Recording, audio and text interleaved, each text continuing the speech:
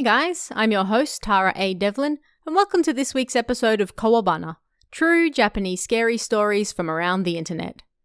The latest volume of Kowabana, Volume 11, is now out. This volume has over 80 different stories of creepy ghosts, abandoned buildings, frightening monsters, haunted locales, and much, much more, so do check it out right now. We also have a brand new design up in the Kowabana merchandise store. You can check that out at kowabana.store. We have shirts, mugs, stickers, masks, and much more, so do check it out and help support the show at the same time. This week, we're looking at some terrifying tales that will make you question what is real and whether everything is truly as it seems. First up, a group of friends visit a local haunted tunnel. They're intrigued by the fact that nobody seems to know what exact ghost haunts this tunnel. But is there a good reason for that? Find out why in The Disappearing Person.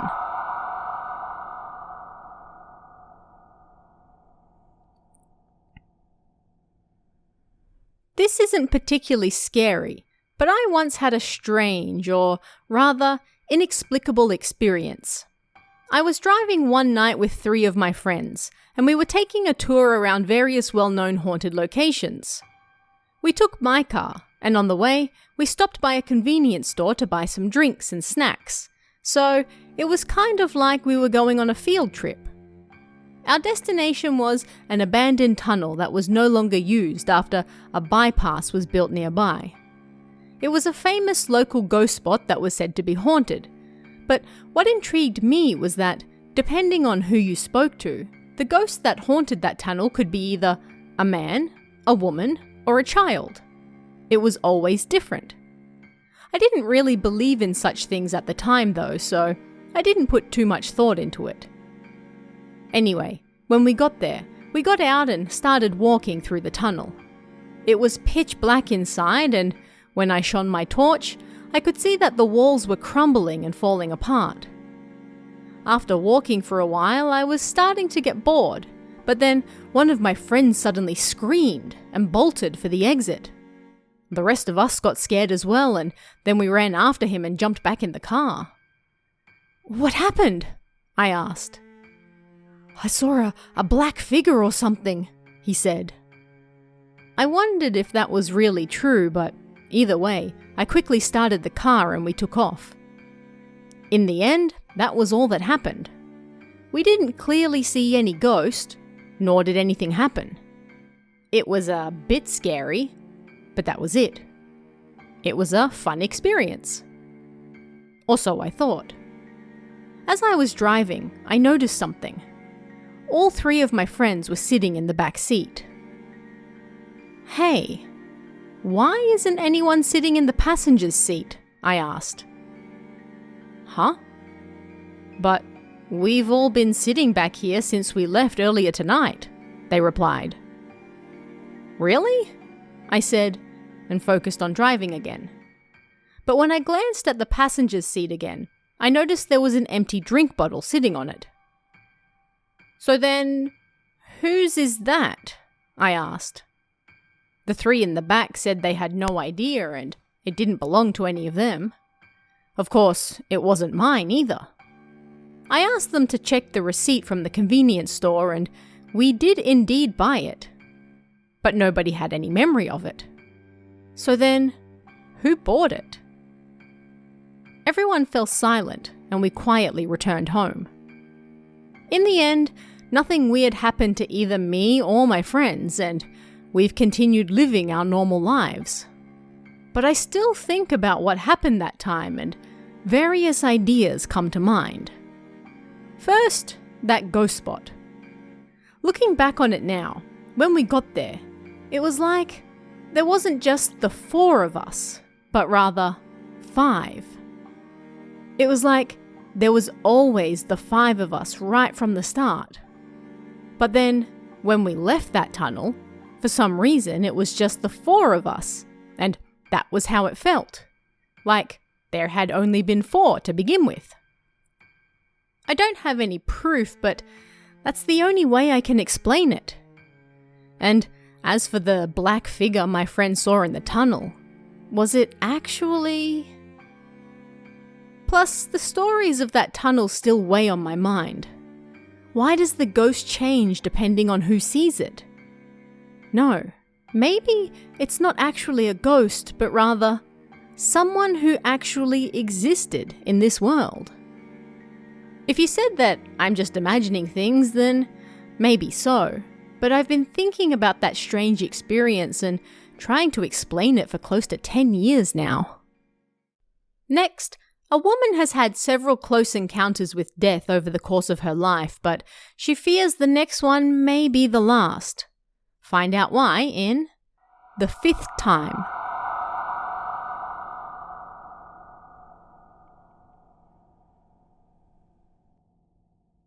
I once saw a story here about immortality, so I'd like to share a story as well. This is something I personally experienced, and although I still find it hard to believe myself, it might be even more difficult for you to believe too. When I was in the 4th grade, I almost died for the first time. I was having difficulty breathing and lost consciousness. I was immediately taken to the ICU and spent 5 days there, and the whole time I was lying in bed, I had an out-of-body experience and could see myself lying down below. That's what they call it, right? I could see doctors and nurses coming into the room every now and then and doing something to me. But then, next thing I knew, I found myself in an unfamiliar place. There were mountains covered in haze all around me. Far below there was a large river and the colours were like a rainbow gradation on a screen. It was beautiful. For whatever reason, I started walking towards the river, and then I woke up. Seemed I had regained consciousness. Since then, I've seen that same beautiful scenery another 3 times due to various accidents and surgeries. When I was 17, 24, and 29. The scenery was as beautiful as ever, but if I was to say one thing had changed, it would be that each time I found myself getting closer and closer to the river. The second time I nearly died, I started to think, maybe that river is the Sanzu River. The third time, when I saw the river only 2 kilometers away, I prepared myself for death. Well, I've survived twice now, so I guess that's enough, I thought, and started making my way towards it. But on the way, I tripped over something and then it seemed I regained consciousness. I was back in the real world, and I guess the whole situation was so bizarre that I started laughing about it. The 4th time was this last spring. I lost my baby and the bleeding refused to stop. I passed out. I thought this would undoubtedly be the last time, so as I felt my consciousness fading, I asked my husband to look after our dog, and I even confessed my love for the first time out loud, something I'd always been too embarrassed to say. I found myself in that familiar scenery again. The river was right in front of me. I walked a little, and on the bank of the other side, I saw a familiar figure. It was my brother, who died when I was in the 1st grade of junior high. He was 21. "You're here again, huh?" he said. "I don't think I'll be able to do anything for you next time, so please live a long, healthy life." His face was pale, but he smiled at me. And then I woke up. My husband was holding my hand and crying. Apparently, I'd been out for 4 days. It might be a little inappropriate to laugh about it, but apparently my husband's parents told him that I was going to die, and so they took him to a shaman to pray for me. My husband laughed through his tears and joked that I played with his belly button as I passed out. But then I heard that something strange happened during the 4 days I was out. My beloved dog apparently disappeared during the day, but would then return at night. As an aside, after I was discharged from the hospital, I went to a temple to pray for my brother and lost baby. The head priest smiled when he saw my dog. "Ah, so this little guy is yours, huh? He was here for a few days just recently, sitting in front of a grave and staring at it until evening, when he then disappeared." Numerous emotions welled up within me. My dog was always such a joker, but I was so grateful to him. Of course, I'd never taken him there before, but it was strange that the grave he sat in front of during that time was my brother's. Not to mention, that temple was 3 kilometers away from our house. He was a mini dachshund, so he had a lot of stamina, but more than anything, I was glad he was still healthy. I promised I'd upgrade his meals in return. He's back to being a little prankster again now, but he's even cuter than before. And I was told that I'll never be able to have children again, so I hope to live the rest of my life out happily with my husband and my dog. I'm also grateful to my brother as well. A strange encounter with an elderly couple in the rain leaves a young man questioning reality. What's really going on? Find out in Thunderstorm.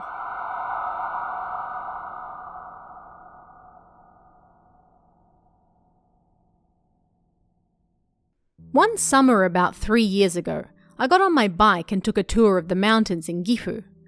The weather had been perfectly fine until suddenly it started to rain a little. There just so happened to be a rest spot with a parking lot nearby, so I dropped in to take shelter from the rain. There was a car park, some public toilets, and an area with tables and benches to sit and rest. As I was in the toilet, the rain started to fall more heavily outside, and there was thunder as well. I didn't know when the rain would stop, so I decided to put my raincoat on and watch it for a bit. I put my stuff on the table so I could get changed, and as I pulled my raincoat out, I suddenly noticed an elderly couple sitting on a bench nearby. They weren't there just a moment ago, so when did they arrive? I thought. That was suddenly more interesting to me than when the rain might stop. I got changed and watched the sky for about 5 minutes, and the whole time that couple was silent. I was starting to feel a little uncomfortable, so I decided to break the ice first. This rain really came out of nowhere, huh? The old couple looked at each other as I said that, and then the old man replied, "It's been raining all this time though." I was confused. It had only just started raining, so what did he mean? I looked back up at the sky to avoid looking at their faces. I rode here, so I hope it stops soon. Otherwise, I'm not going to be able to return home. The old man said nothing for about 2 seconds, and then replied, "Yeah, that's true. Sadly, you won't be able to return home," he said. Huh? I thought, but when I looked back over at the couple, they were gone. Oh no, this is definitely not good, I thought, and got up to leave when I heard an angry voice screaming in the distance. At that, it seemed, I passed out, and when I came back to, a man in his 30s was shaking my shoulders. "Hey, are you okay? Are you alright?" I asked the man what happened, and he said that when he came out of the toilets, I was about to climb over the nearby fence and jump down the cliff, so he panicked and stopped me. Judging by the time, I'd only been out for 2 minutes. The rain was gone too. Which is to say, according to that man, it was never raining to begin with. And yet, I was wearing my raincoat, and despite everything else being dry and no signs of rain anywhere, my raincoat alone was actually wet. It's late at night. You hear footsteps coming down the hall. Everyone else is asleep. Who could it be? When your grandparents tell you to go to bed right away, there may be a very good reason for that. Find out why in The Stranger.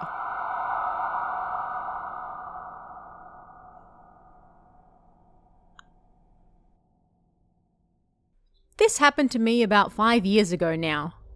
During the summer holidays, I went back to my grandparents' house on my mother's side with my younger sister. My mother's younger sister was also there at the time with her son, T-kun. He was a year younger than me, and my sister was 1 year younger than him. The first night, T-kun and I stayed up watching movies and eating snacks. We chatted about this and that, and next thing we knew, it was midnight. We still weren't sleepy, so we asked our grandmother to tell us a scary story. "If you don't go to bed, then I won't take you to the beach tomorrow," she said. And so we reluctantly went upstairs. "I don't want to sleep yet. Let's play a little more," T-kun said, and I agreed. But before long, we heard someone walking down the hallway. "Who's that?" I sat up and looked at the sliding door. T-kun seemed to have noticed as well, and he also looked at the door. Then, the door slowly slid open. Our grandfather stood there with a terrifying look on his face. "Are you still awake? Go to sleep already," he yelled. But that didn't scare us, and we simply turned the lights off and continued talking. Then we heard footsteps coming closer again. "Crap! He's gonna get angry at us again," T-kun whispered. But it wasn't our grandfather. We knew it wasn't because our grandparents' room was only 5 meters from ours, yet the footsteps kept going. Then they stopped right in front of the door. I looked at T-kun and he was frozen looking at it. Then it slowly opened. It wasn't our grandfather, nor even our grandmother standing there. It was a stranger I'd never seen before, and he was looking right at us. He held something in his hand, and looking back on it now, it was no doubt a knife. The man then said something to us. I couldn't hear him well, but he definitely said something. And next thing I knew, it was morning. Immediately I went to tell my grandmother what happened. "You're just imagining things," she said. She didn't believe me. T-kun didn't want to talk about it either, so we went straight to the beach. 5 years have passed since that night, and just recently I went back to my grandparents' house again. T-kun was there too. I straight out asked him about that day again, and after a brief silence, he decided to speak. Apparently, that night T-kun did also see the man, but unlike me, he also heard what he said. "Get out of here, quickly," the man said. I still don't know why he would have said that. Before I left, I asked my grandmother if she'd ever had any scary experiences in that house herself. "I have," she said with a smile. "After all, the second floor sits right on a spirit path." Just like it sounds, a spirit path is like a road that spirits use to travel. Meaning, the man we saw that night no doubt actually was a ghost. I wonder if he's still hanging around the second floor hall even now. Either way, I don't think I'll be spending the night there again anytime soon. It's a common trope in ghost stories that if someone calls you from behind, you mustn't turn around. If you do, then it's all over. But what if you have no choice and you're forced to look despite your best efforts? Is it even possible to escape at that point? Find out in Don't Turn Around.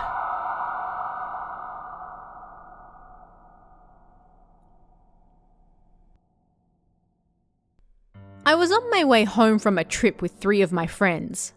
It was around 6 p.m. and we were driving through the mountains as it got dark outside. Suddenly, I heard a strange noise coming from the right. We had a flat tire. "I wonder if there's anywhere we can spend the night nearby," my friend Shiori said. "No way! We can sleep in the car," I replied. Ever since I was a kid, I could see ghosts, and I was used to sensing bad omens. "The 4 of us can't sleep in there," Minoru complained. "Hey, isn't that a hut over there?" Yuya said, and so the 4 of us started walking towards it. But I could sense it. Something bad coming from that building. 10 minutes later, we finally reached it. There were like 10 different holes in the walls, but It looked like we could at least spend the night in it. We happened to have some sweets and drinks on hand, so we had those for dinner. "Hey, let's tell some scary stories," Yuya said when we were done eating. "Come on, this isn't really the place for it," I said. "Eh? No way. Yuna, are you scared? What a scaredy cat." And so I had to sit there and listen to them. At the end of the last story, Minoru said, "And if you hear a voice calling you, you mustn't turn around." I couldn't get that sentence out of my head. It was around 10 p.m. when we all went to bed. But no matter what, I just couldn't fall asleep, and so I sat up. At that moment, I realized something was looking at me. Not something. Someone. A small girl looking through one of the holes in the wall. I was so afraid that I woke up the sleeping Shiori next to me. "Shiori." "Huh? What?" "There's a girl looking at us through that hole." Shiori looked over at the wall. "There's nothing there. Jeez, let me sleep." But that girl was definitely staring at me. Suddenly, she started beckoning me, and my body moved of its own accord. I knew that if I went over there, something bad would happen, but I couldn't stop my body from moving. I opened the door and went around the back to where the girl was looking through the hole, but nobody was there. I sighed in relief, but then I realized that somebody was right behind me. "Who are you?" "Hey," the little girl said. Just as I was about to turn around, I remembered what Minoru said. "You mustn't turn around." "Then I'll make you turn around." As soon as she said that, my neck started to move. "No, I'm not moving," I screamed, but my neck moved regardless. I had almost turned around and then I saw it. Numerous skeletons on the ground and the little girl floating above them. Her hair grew longer and longer, and beneath it, hatred-filled eyes glared at me. I ran, but the girl followed me as though she was merely walking. Just as she nearly had me cornered, I suddenly heard a voice. "Hey, what are you doing with Yuna?" It was my friends, all three of them. And then the girl suddenly disappeared. "You guys. You disappeared, so we've been looking for you." "Hey Yuna, who was that?" "I think she was a ghost. We should get far, far away from here, yeah?" We found somewhere with phone reception and then called a tow truck. But after that, I was no longer able to see ghosts. I shudder when I think about what might have happened that night if I'd turned around of my own free will. It wasn't until later that I found out that mountain was a famous ghost spot. If you're reading this, you should take care never to turn around as well. Is it a good or a bad thing if a ghost smiles at you? That smile can be innocent or evil depending on the intentions behind it, but is it possible to tell? And does it matter either way? Find out in The Smiling Ghost.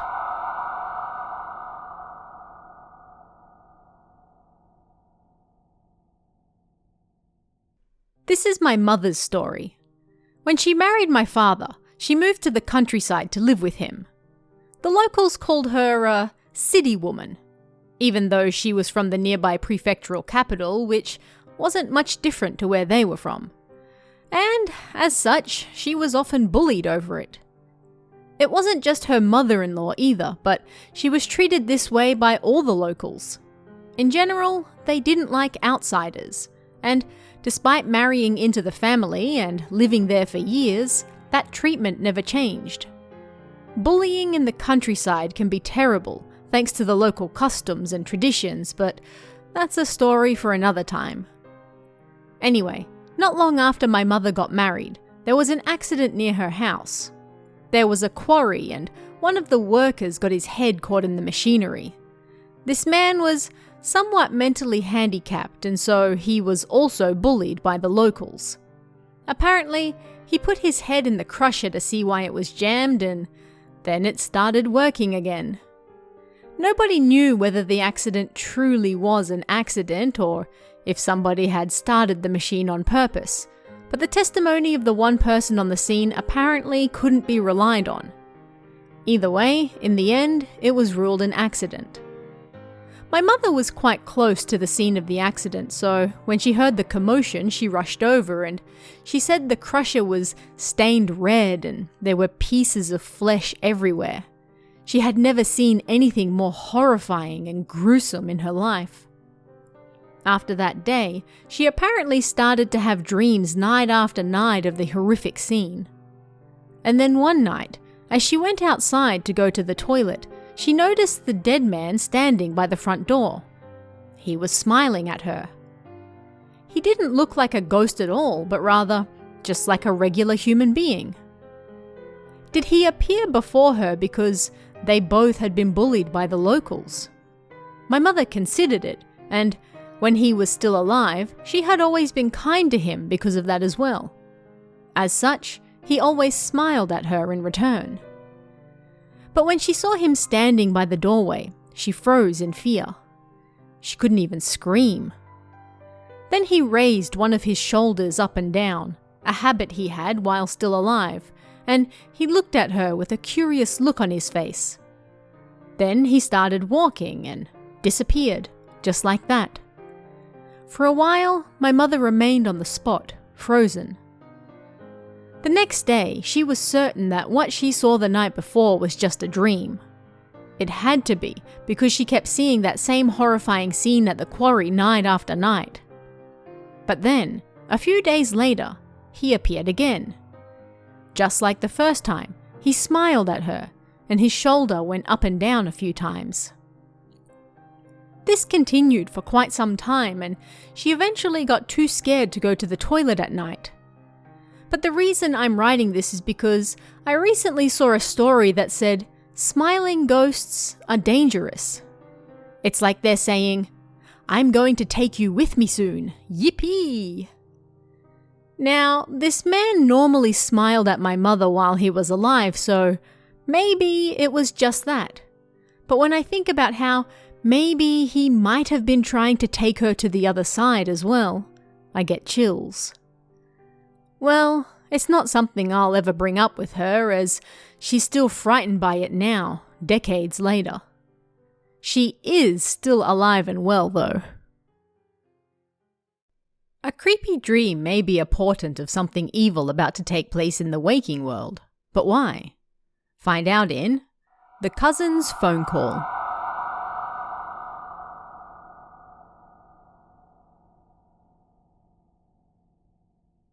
This happened to my high school friend, Y. I was on my way to school one morning like always when I saw him. He was usually so energetic and happy, but on this day, his face was pale and he was quiet. "What's wrong?" I asked. "Nothing," he said, but he looked like he wanted to say something. I didn't want to force it out of him if he wasn't ready to talk yet though, so all I said was, "Okay." During lunch, Y still looked like he wanted to talk about something, and he approached me. "Hey, can I talk to you about something?" he said. I could hear him out while eating lunch, but the story he told me was wild. The night before, Y was tired from club practice. He was in the rowing club and they were doing timed races. His parents were out, so after dinner, he returned to his room and got straight into bed. He then had a dream. He was sitting in the living room watching TV when the phone rang. He got up to answer it, and it was his cousin, who was the same age as him.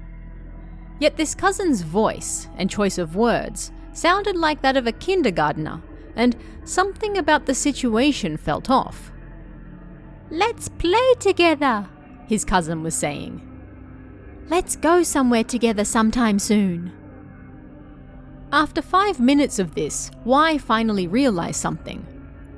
Wait, isn't my cousin dead? It hit him like a truck, and yet his cousin kept talking by himself like nothing was wrong. Y grew more and more afraid and started making excuses to leave. "It's pretty late and my parents are coming." He went to hang up the phone, but his cousin still kept talking. His speech was getting faster and faster, almost like a tape being played on fast forward, and he couldn't make out what he was saying. "That's enough!" Y screamed, terrified. "I'm hanging up now." But at that same moment, his cousin's voice returned to normal. "Why was I the only one who had to die?" he said. This time his voice sounded older, like the age he would be if still alive. At that, Y couldn't take it anymore and hung up. And that, he said, was when he woke up. He was relieved to realize it was all a dream, but when he remembered what happened, he wondered who his cousin was talking about. And then it hit him.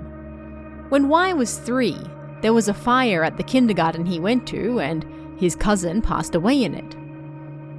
It was just a dream, he thought. But when he went to the living room, there were 2 things that frightened him. First, there was white noise on the TV blaring in the darkness. He had turned it off before going to bed. And the phone that he had knocked over in his dream was lit up by the light of the TV, the receiver lying next to it. Panicking, Y pulled the phone cord out of the wall, ran back to his room, turned the TV and lights on, and then dove under the covers. He stayed there until morning. I forgot all about my lunch as I listened to his story, and then it hit me. Wait, he's in the rowing club, right? Maybe something is trying to drag him into the water. Crap. Y's eyes were unfocused, and sensing danger, I went home early that day with him, and once I got there, I told Y's mother all about what he told me. For the next week, I picked him up from home every morning and walked him home every afternoon as well, although he resisted the entire time. And thankfully, things got better, and he's now living a normal, carefree life again. When a childhood friend passes away, 2 girls are left devastated. But things are about to get even more emotional when she pays them a visit from beyond the grave to let them know a heart-rending truth. Find out what in Rin-chan.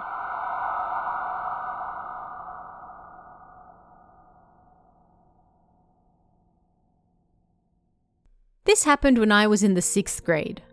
I had 2 close friends at the time. We went to the same kindergarten together, and because our elementary school was so small, we were always in the same class as well. As such, we were always together. They called me Kan-chan, and I called them Rin-chan and Sa-chan. But when we were in the 6th grade, Rin-chan went on a family trip to Okinawa, and on the way back, was involved in an accident. She passed away. Sa-chan and I couldn't stop crying. On the night of the wake, Rin-chan's mother took Sa-chan and I to her room. "You 2 would know best what Rin likes, yes?" she said, crying. "Before she goes to heaven, I'd like her to take her most beloved possession with her." Sa-chan and I went through every single inch of her room, looking at everything. Then, on the shelf with all of her comics, we found a single photo. It was a picture of Rin-chan's family. We handed that to her mother and then went home. I was so exhausted from crying that I soon fell asleep that night. Yet before long, I woke up, struggling to breathe. There, standing next to my bed, was Rin-chan, covered in blood. She was looking at me and saying something. I was so afraid that I couldn't move, and several seconds passed as we stared at each other. Then, she put down a photo and disappeared. Everything went black. The next morning, I looked under my bed, and there really was a photo there. There was also a note. I picked it up and looked at it. It was a photo of Rin-chan, Sa-chan, and I. Rin-chan was happy and smiling and doing a peace sign at the camera. I cried as I looked at it, and then read the note. It appeared to be written with a pink pen, and all it said was, "My beloved possession." I immediately called Sa-chan and told her what happened. Apparently she saw Rin-chan the night before as well. We went to her house together again, and Rin-chan's mother cried. "Thank you," she said. We put the photo on her coffin and then said our goodbyes. "Take care, Rin-chan." After the cremation, we went to her room, blew on the window glass and then wrote a message. "We'll always be friends. Kanna and Sayaka." How much time has passed since then? It must be close to 10 years. I'm still good friends with Sa-chan, and just recently was the anniversary of Rin-chan's death, so we visited her house together. Her parents said they wanted to take us somewhere before visiting her altar, and then they guided us to her room. It looked exactly the same as when she passed, but now it was covered in dust. They took us over to the window, and there, the message we wrote on the glass was still on it. But beneath it, there was something else. A small handprint.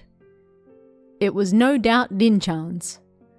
We just stood there and stared at it for a while. After that, we prayed before her altar and then went home. We got in Sa-chan's car and looked up at the house before leaving. There was someone in Rin-chan's room watching us. They waved. Yet Rin-chan's parents and younger brother were all standing by the front door. "That's Rin-chan," I thought, and waved back. I wonder if she's still there in her room even now. If so, I'd like to go see her again someday. Finally this week, a group of children spend their days building pits to trick each other, but a very real accident in one soon puts a stop to that. Or does it? Find out what happens in Pit.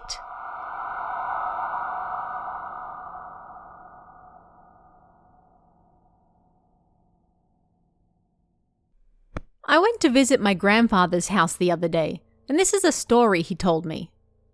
My grandfather lived in the countryside when he was a child, and apparently they lived pretty deep in the mountains.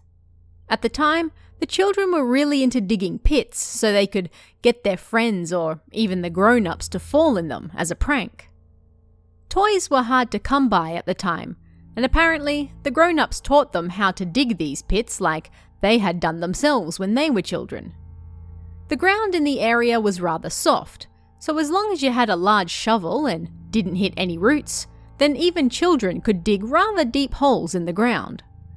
They could dig holes deep enough to reach a grown-up's knees, or, if they took a whole day, as far as their waist. They'd then cover these little pits with small branches and large leaves they found nearby, and then put a little dried dirt on top as well to cover it up. Apparently, the kids used to split up and play this way. It was during the war, so they didn't have much of anything on hand, so they'd spend their entire days playing this way. One day, when they were out making their pits, the air raid alarms rang. The children immediately stopped playing and ran, but they later discovered that one of the adults who was nearby fell into one of the pits when running. Whether he was shot or hit his head or whatever, he was unable to make it out in time and burnt to death in there. The pits were apparently rather noticeable if you were looking closely at the ground, but because everyone was in a hurry and trying to escape, it's likely the man didn't notice.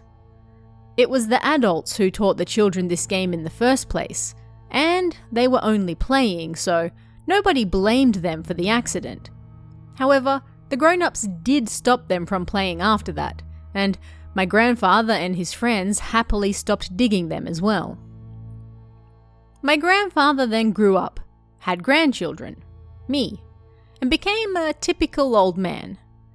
This year, he went to visit his family's graves in the countryside like always, and he rode his bike from the main house, his older brother's house, up the mountain to get there. On the way back, he was going to stop by at an unmanned vegetable market to pick up some watermelons, but as he descended the mountain, he found a spot in the ground that looked like it had been dug up. There was one spot in particular that looked like dirt had been clumped on top of it, and it was just the right size for a human to fit. It looked just like the pits he used to dig as a child.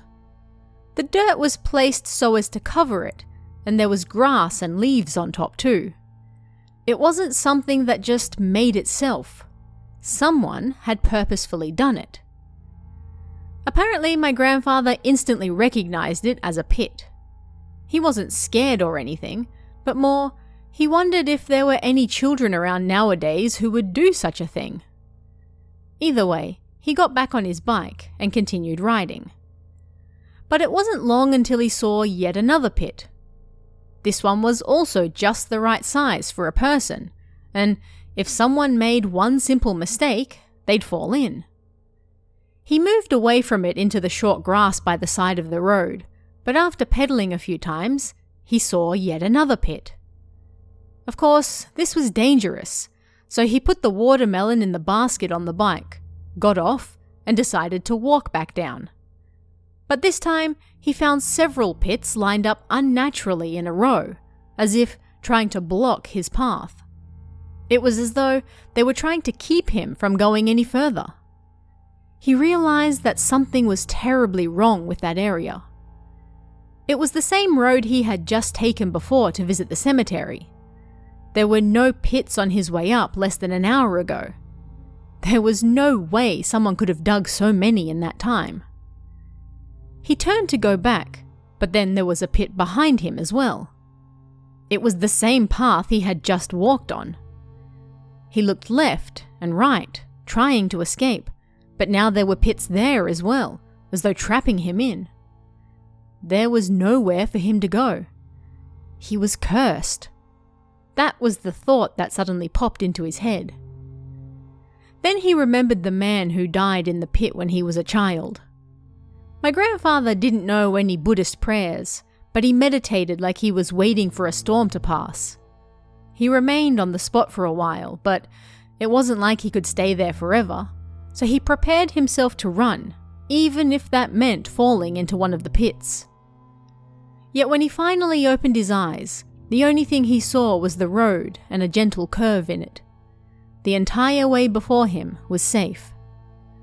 Not caring for how he looked, he realized that his hands had frozen in fear and he was dragging his bicycle alongside him.